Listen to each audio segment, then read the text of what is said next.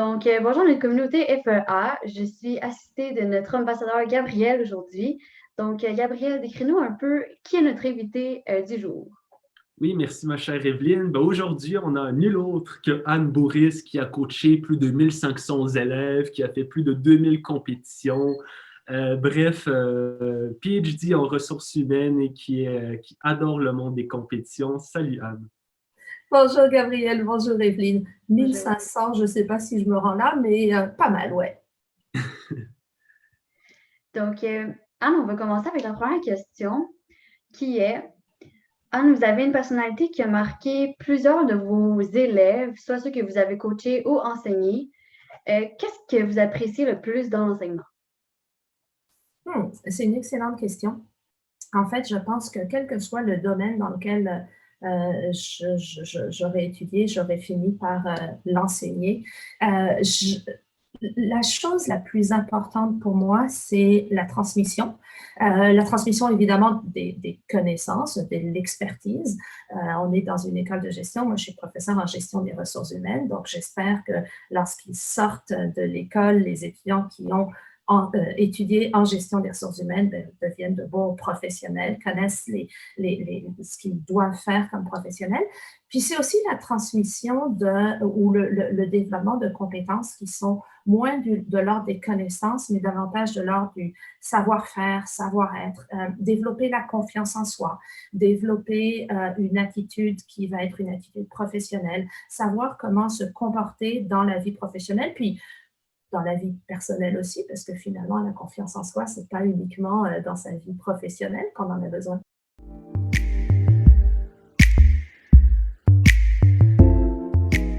Êtes-vous d'accord avec le fait qu'il existe un plafond de verre dans le milieu des ressources humaines, du RH, parce qu'on entend souvent dire que c'est un milieu majoritairement féminin où les postes de haut placés sont majoritairement des hommes. Êtes-vous d'accord avec ça? Et si c'est le cas, pourquoi ça arrive?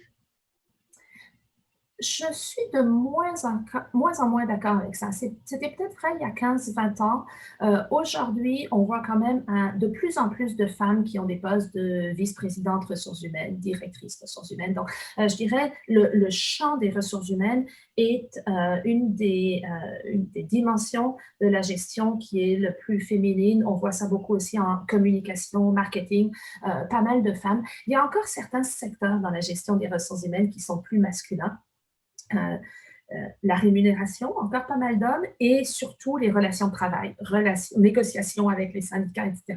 C'est encore beaucoup un secteur qui est plutôt considéré, puis pas je pense que les perceptions correspondent à la réalité. C'est un secteur qui est encore très majoritairement masculin. Pourquoi ces secteurs-là en particulier?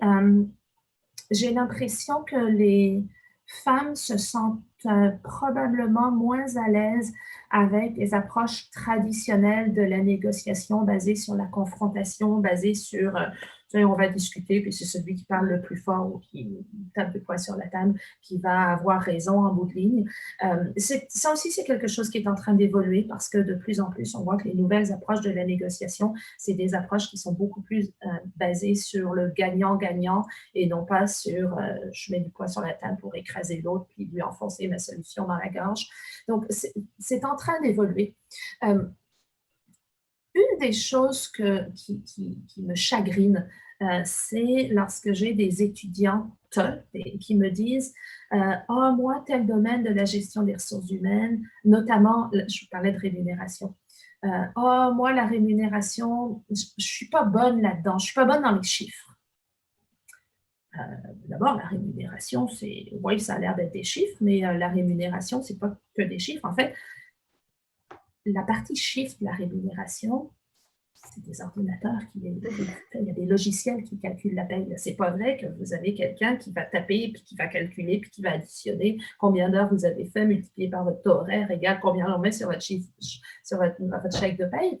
Donc, la rémunération a cette image de dire, oh, il faut être bon dans les chiffres, mais en fait, la rémunération, c'est ultra stratégique. Donc, pour être bon en rémunération, faut être bon stratège. Il faut comprendre ce qui est valorisé dans l'organisation et donc ce qui doit être reconnu en matière de rémunération, mais personne qui est un vice-président ou un directeur de rémunération, une directrice de rémunération, ne calcule pas les chèques de paye. C'est pas ça. Donc, il y a une mauvaise perception.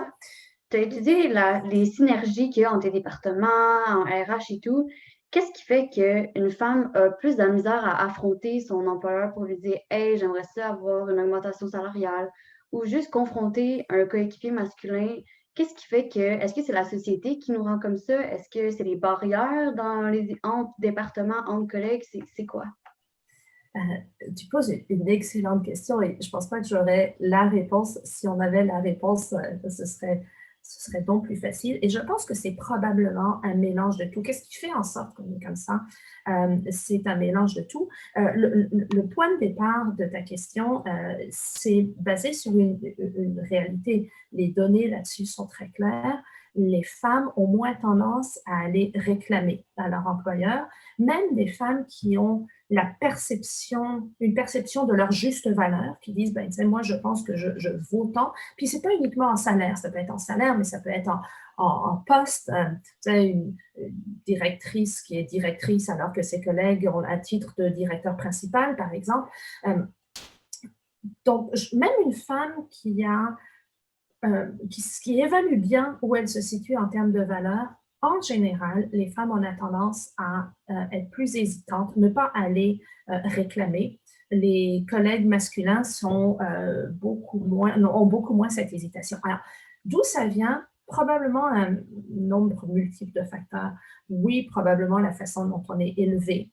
Même les femmes élevées par des parents qui se disent féministes et égalitaires et qui ont l'impression qu'ils élèvent leurs petits garçons de la même façon qu'ils élèvent leurs petites filles. Et on a des biais qui sont des biais inconscients. Donc, il y a peut-être ça. Il y a probablement aussi, puis ce sont les études sociologiques qui disent, il y a certainement aussi une image que l'on renvoie de la société, que la société, renvoie aux femmes. Encore aujourd'hui, on va valoriser chez les femmes des caractéristiques de conciliation, d'être capable de maintenir la paix, gérer les conflits, alors qu'une femme qui va plutôt être dans la confrontation, ou en tout cas qui acceptera par moment de confronter, va être assez rapidement étiquetée comme agressive, voire hystérique. Donc, ces images-là, elles perdurent dans la société. Et évidemment, les organisations sont le reflet de la société, donc les organisations reflètent ça. Je pense qu'une des leçons pour les gestionnaires, et en particulier les gestionnaires qui veulent favoriser l'équité ou la diversité dans les organisations, une des leçons qu'ils doivent en tirer, c'est de ne pas attendre que les femmes qui ont du potentiel dans leur organisation se déclarent, viennent les chercher pour avoir une promotion ou pour avoir une augmentation de salaire ou pour être mis sur tel ou tel comité qui va avoir de la visibilité, mais qu'ils pensent à aller vers elles et à aller leur demander. Si on demande à quelqu'un en lui disant « Je viens te voir parce que je pense que tu es capable », on coupe l'herbe sous le pied du discours dont on parlait tout à l'heure, qui est de dire « Ah, je ne suis pas sûre que je serais capable ». Donc, on vient voir la personne en lui disant « Je viens te voir parce que je pense que tu serais capable et je pense que tu aurais un bel apport à ce poste ou à ce comité ». On a plus de chances que la jeune femme en question, ou la femme en question, pas nécessairement jeune d'ailleurs, accepte cette main tendue. Donc, une des leçons que l'on tire des 15-20 dernières années, c'est dire, c'est pas suffisant de dire on est pour l'égalité homme-femme dans l'entreprise, on valorise les femmes comme on valorise les hommes, mais il faut aussi faire un pas de plus en avant pour prendre conscience qu'il y a des barrières, quelquefois inconscientes, qui font en sorte qu'une femme va avoir moins tendance à aller réclamer ce que des collègues masculins réclameraient et donc faire ce pas de plus. Donc, Anne, toi qui coaches les étudiants et les étudiantes dans les compétitions, quel conseil tu donnerais à un étudiant ou à moi-même, quelqu'un qui ne s'est jamais impliqué dans les compétitions, pourquoi on devrait le faire, qu'est-ce que ça nous rapporte et c'est ça, les conseils pour être performant en compétition? Oh, vaste question. La question est courte, la réponse pourrait m'occuper des heures. Pourquoi le faire?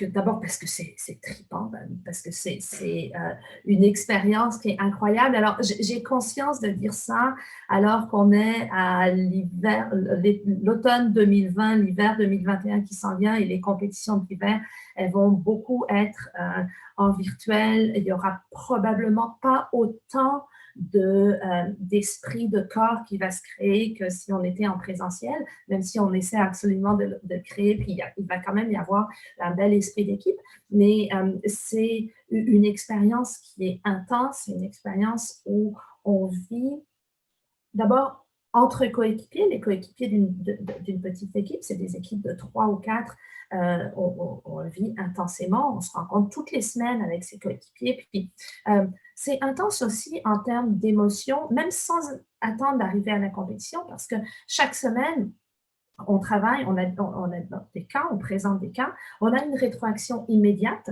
d'un jury, puis la rétroaction, quelquefois, elle est positive et elle nous rend fiers, puis quelquefois, elle est moins positive, on essaie toujours qu'elle soit constructive, mais quand on s'est planté à un cas, ben, c'est difficile à prendre, puis on vit ces émotions, ces montagnes russes d'émotions avec ses coéquipiers.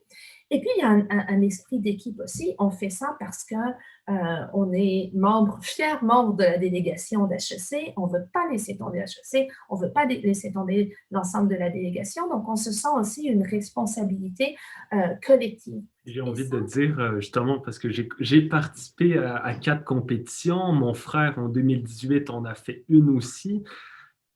Moi, ce que ça m'a apporté, c'est ça, c'est avoir la chance d'avoir un cours qui est dédié à la communication.